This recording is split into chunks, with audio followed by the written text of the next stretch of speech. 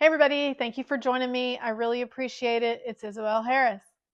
So, I want to pose the question to you to start off here. What do you value the most in life? Or what is your value system? The title of the video is You Were Made for More.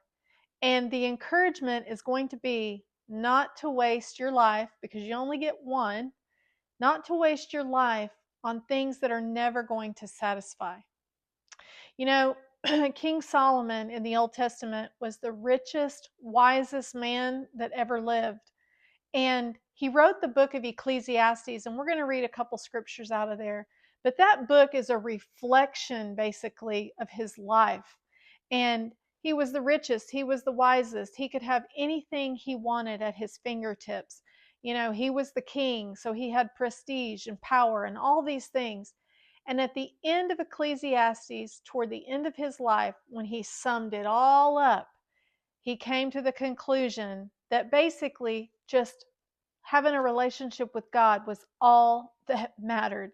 So I want to read these last couple of scriptures out of the book of Ecclesiastes where King Solomon summed up his entire life and what was really important.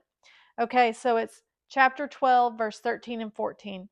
Let us hear the conclusion of the whole matter. Fear God and keep his commandments, for this is man's all. For God will bring every work into judgment, including every secret thing, whether good or evil. So imagine literally having everything and getting to the end of your life and realizing that most of the things that you pursued were just empty and worthless and vain. That's what happened to King Solomon, and that's in there as an admonishment to us not to do the same thing. I heard a celebrity say one time that, after he made it, after he had gotten fame and made some money, he bought a big house. And after about 30 days, it was just a house. And that's how things are. The new wears off. You get that new car and that new car smell is gone pretty quickly. So it's just empty to put our trust in anything but the living God.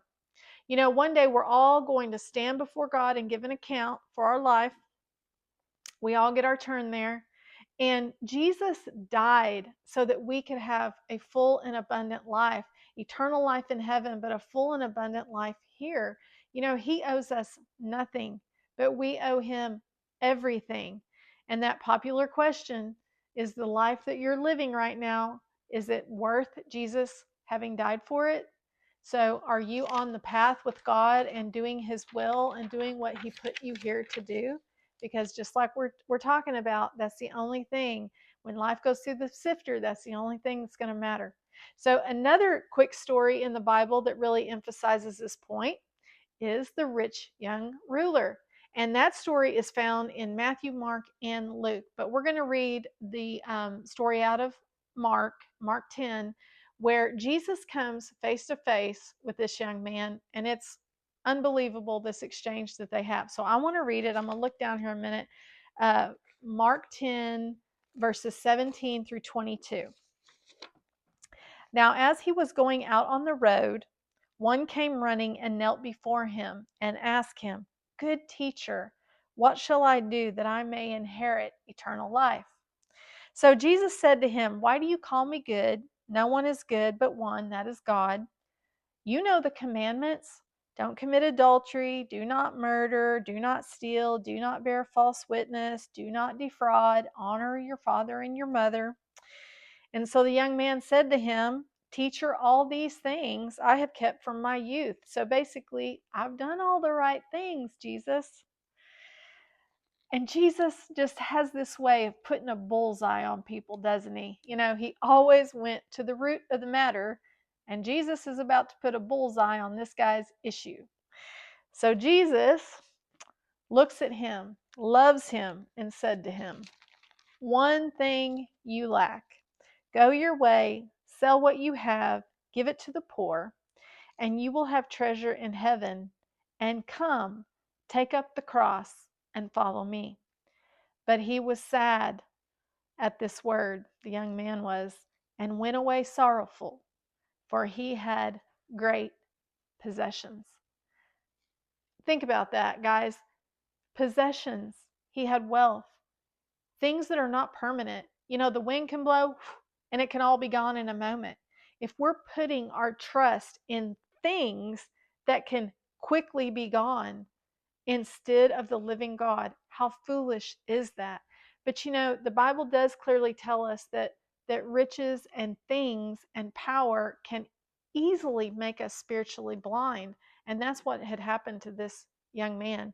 He had Jesus Christ standing right in front of him, inviting him into a closeness to be his follower, and he turns it down. So imagine that. You know, these stories are in there to admonish us and help us. And so, guys, in conclusion, I want to say you have one life to live and you need to spend it. You need to be about the Father's business. Spend it on the thing that is going to last forever. And that's the relationship you have with God. So, don't waste your life on things that are never going to satisfy. Purpose and meaning in life is never found in things or achievements. And if we'll set our mind on things above, we'll be a lot more likely to live from heaven's perspective, keep our eyes on heaven and live for heaven. And then one day, way out there in the future, we'll get to hear God say, "Well done, good and faithful servant." So I love you guys. I bless you. Go read the book of Ecclesiastes. Go read Mark 10. Get the nuggets out of it for yourself. I love you. I bless you. I'll see you on the next video. God bless.